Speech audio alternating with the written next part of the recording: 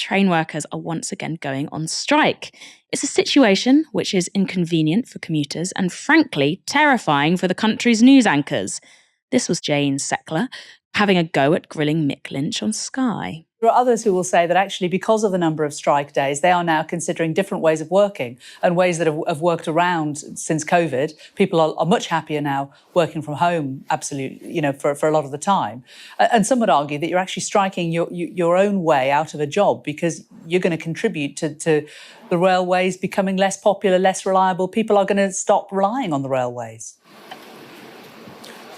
Well, I don't think that's true. That's a government line that you're punting out on their behalf. That's the sort of stuff they come out with. Excuse me, you don't know. Excuse me, I'm talking to you about conversations I've had. Please, I'm not going to have you stand there and accuse me of being a government mouthpiece.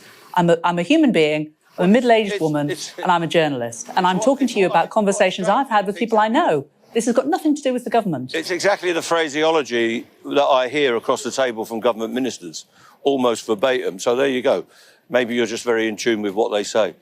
So what we've got is a return to the railway. OK, well, fine. Maybe they're in tune with the government as well.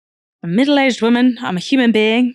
I'm a bitch. I'm a lover. I'm a child. I'm a mother. I think they quite enjoy it, I think they quite like having Mick Lynch on. It really brightens up the day, doesn't it? Mick also spoke to Stig Abel on Times Radio. Are you trying to hold back the dam here, Mick Lynch? Because there will be job losses in any industry that undergoes modernisation. There will be a time when booking offices are used less, where people just have a different interaction with the train service. And that will mean, in some areas, more automation, fewer jobs. And that's just reality. It's a sad reality, but it's a reality nonetheless. And you can't hold back that, however hard you try. Well, we understand the realities of the railway industry and modern society. We live in it and we work in the railway industry. If you go to many ticket offices around the country, they're packed, they're queued out. And what the companies want to do is cut back and dehumanise our railway, de-staff it in many occasions, so that it's difficult for people with disabilities and accessibility problems to access our system. And they want to do that in the name of the profits that they're making, that they've continued to make during the pandemic. They could run a fully accessible railway with ticket offices and continue to make their profits as they do today. Since the pandemic, they've made over £400 million in profit, but they want our members to pay for any increase through these changes of conditions. So our members can and do adapt to changes in technology, changes in travelling habits and changes in purchasing habits. But what they want to do is strip down the fares system so that they can extort even more money from the travelling public and not give the public the square deal in terms of the fare levels, which we've seen continue to rise despite these profits that these train operators are making.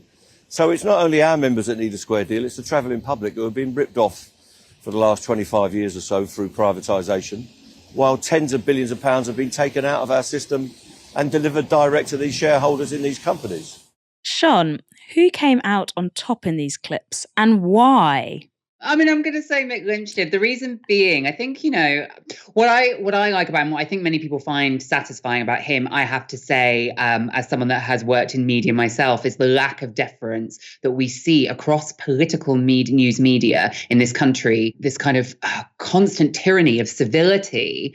And in fact, he is very polite. But what is interesting is that because he refuses to yield ground and to play ball in the way they want, what is interesting is how he's constantly treated as if he's uncivil. So to say I'm a human being when he hasn't in fact said anything that has degraded or called into question her humanity, I think it shows a real sign of the fragility that we're dealing with often in these liberal media spaces in which politeness, deference in the face of often complete misinformation or repetition of conservative government lines is expected. And if you fall outside of that, and he's just not from that world, and I think it's very satisfying for a lot of people who look on and see almost a kind of deranged chorus at the heart of our political media to see at least a dissenter, yeah.